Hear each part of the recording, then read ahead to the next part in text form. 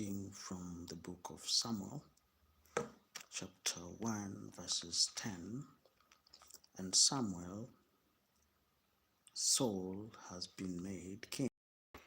As Samuel turned to leave Samuel, God changed Saul's heart, and all these signs were fulfilled that day. When he and his servant returned to Gibeah, a procession of prophets met him. The Spirit of God came powerfully upon him, and he joined in their prophesying. When all those who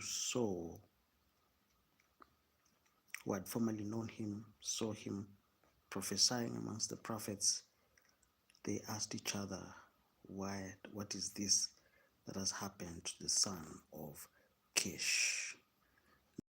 Saul's uncle asked him and his servant, where have you been? He said, looking for the donkeys, he said. But when we saw that they were not to be found, we went to Samuel. That's very good. Samuel, uncle said, tell me what Samuel said to you. Saul replied, he assured us that the donkeys had been found, but he did not tell his uncle what Samuel had said about his kingship. Samuel summoned the people of Israel to the Lord at Mizpah and said to them, this is what the Lord, the God of Israel, says. I brought Israel up out of Egypt, and I delivered you from the power of Egypt and all the kingdoms that oppressed you. But you have now rejected your God, who saves you out of all your disasters and calamities. And you have said, no, appoint a king over us. So now present yourself before the Lord by your tribe and clans. Okay, when Samuel had made all the Israel come forward by tribes, the tribe of Benjamin was chosen. Then he brought forward the tribe of Benjamin. Welcome, Messiah Scott, Darwin Rosa. Welcome to this channel. So happy to host you. Please subscribe. The tribe of Benjamin, clan by clan, Matri's clan was chosen. Finally, Saul, the son of Kish, was taken, but when they looked for him, he was not to be found. For they inquired further of the Lord, has the man come here yet? And the Lord said, yes, he has hidden himself amongst the suppliers. So, ladies and gentlemen, when Saul was anointed the king, he became afraid. He went to hide, and they ran and brought him out. And as he stood among the people, he was a head taller than any of the others. Samuel said to all the people, do you see the man the Lord has chosen? There was no one like him among the people. Then the people shouted, long live the king. Samuel explained to the people the rights and duties of kingship. He wrote them down on a scroll and deposited it before the Lord. Can I have your number? Darwin Rosa said, I will give you my number, don't worry. By the time we're done, I will give you my number. WhatsApp, you want my WhatsApp number?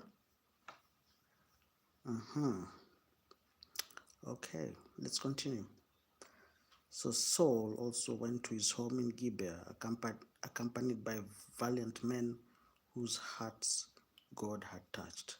But some scoundrel says, how can this fellow save us? When some scoundrels, they despised him, brought him no gifts. They despised Saul. But Saul kept silent. You see, ladies and gentlemen, let's read that verse again. But some scoundrels said, how can this fellow save us? They despised him and brought him no gifts. but Saul remained silent. So there we are in 1 Samuel chapter 11. Nahash the Ammonite went up and besieged Jabesh Gilead, and all the men of Jabesh said to him, "Make a treaty with us, and we will be subject to you." But Nahash replied, I will make a treaty with you only on the condition that I gouge out the right eye of every one of you, and so to bring disgrace on all of Israel. Wow. When the messengers came to Gibeah of Saul and reported these terms to the people, all wept aloud. Just then, Saul was returning from the fields behind his oxen and asked, "What is wrong with everyone? Why are they weeping?" Then they repeated to him what the men of Jabesh had said. When Saul heard their words, the Spirit of God came powerfully upon him and burned with anger. He took a pair of oxen, cut them into pieces, and sent the pieces by messengers throughout Israel, proclaiming, "This is what will be done to the oxen of anyone who does not follow Saul and Samuel."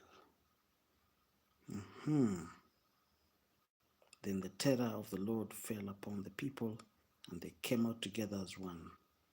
When Saul mustered them at Bezek, the men of Israel numbered 300,000, and those of Judah 30,000.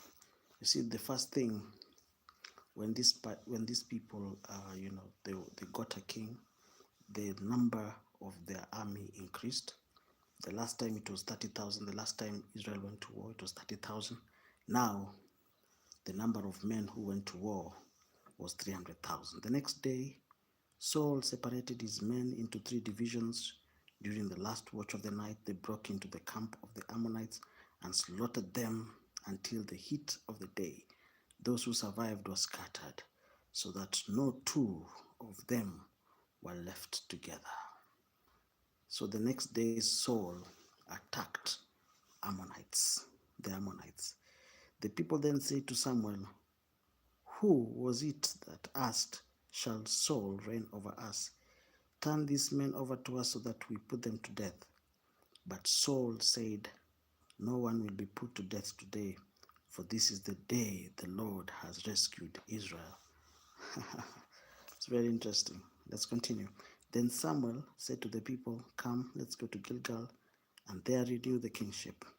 So all the people went to Gilgal and made Saul king in the presence of the Lord, in the place called Gilgal. Remember, when the children of Israel crossed the Jordan, they made their first camp at a place called Gilgal. And Gilgal, if you interpret it, it means God has taken your reproach away. There they sacrificed fellowship offerings before the Lord, and Saul and all the Israelites had a great celebration. If you're new to this channel, subscribe, comment. I'll be more than happy to hear from you. We'll be reading, I don't want us to go anywhere. I want us to stay here and read. Messiah Scott said hello. Davin Rosa said hello. And I'm very happy. Messiah Scott, I'm very happy to be here. And Liam also said hola. Very happy. Let's continue. I said we just have 1 month. I don't want us to waste a lot of our time. I want us, every day to make, strides towards achieving what we need to achieve. If you have any questions, you can ask me. If you have any comments, you can ask me.